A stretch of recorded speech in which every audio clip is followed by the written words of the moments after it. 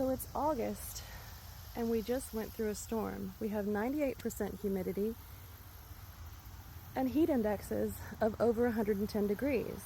And your lavender plant, even though you've done everything right, you've bought the more heat and humidity resistant varieties. You've got it in a pot full of good, well-draining soil with some nice perlite and pine bark mixed in.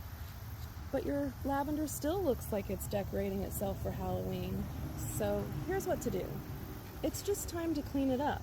Get in there and get all those older leaves out, and chances are you're gonna see underneath where it's starting to sprout out new baby leaves.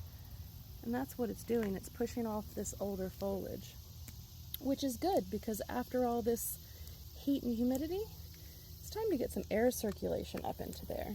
So come in and grab it and clean it out. Take off all of your older, spent blooms. Just trim them back as far as you can get them into the foliage. And then go through and start removing a few of your older, woodier branches if you need to. If it's starting to flop over, take off some weight. Cut back to another branch just to take some weight off of that. Right here, I'm going to cut back to there just to take off that extra weight so that branch doesn't cave and flop. And then if you need to, you can come in and take out some of the woodier stems in the center and let it regrow some newer stems. This one doesn't really need it. I did have to remove some in here because this one was really dense, just to get a little airflow into the pot, into the plant again. Fertilize it.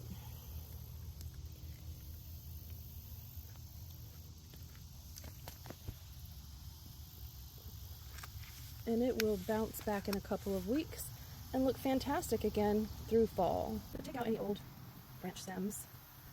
I'm going to go ahead and cut out the rest of these really tall, older flowering stalks, because it's time for it to be making their new buds and blooms. We don't want all these old stems weighing it down.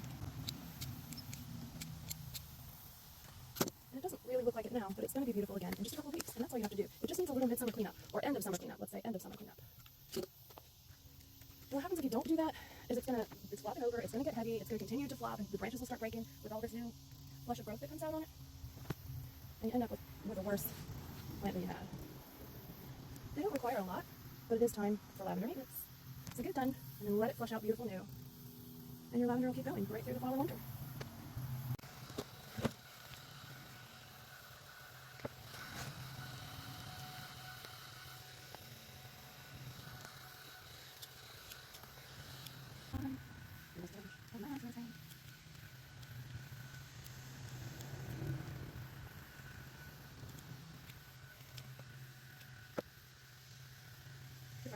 These are now, nobody's just around, but right now it's so hot, it's getting cold, you'll be able to do it. This is going to attack problems, take that long. Bring it up. Let me touch. It'll be nice. It'll be nice and beautiful again. Yes. The other one's out of this, I don't have this on. It's now. Oh my god, no. It's not. It is a little bit, it is a little bit. It always goes there. And then all we have to do is come back in a couple weeks and admire your handiwork. Remember, you're not pruning for what it looks like right now. You're pruning for what it's going to look like when it reflushes new. Now is not the end goal. The end goal is a month from now. What happens over the next 3 to 5 months is determined by what you do right now on these plants. Look at how many butterflies are on those. 1, 2, 3, 4, 5, 6, 7, 8.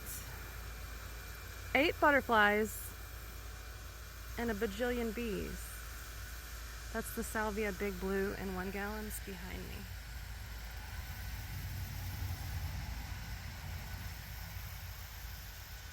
I want to see a queen. Where are my queens this year? Somebody explain. Why have I not seen a single queen butterfly this year?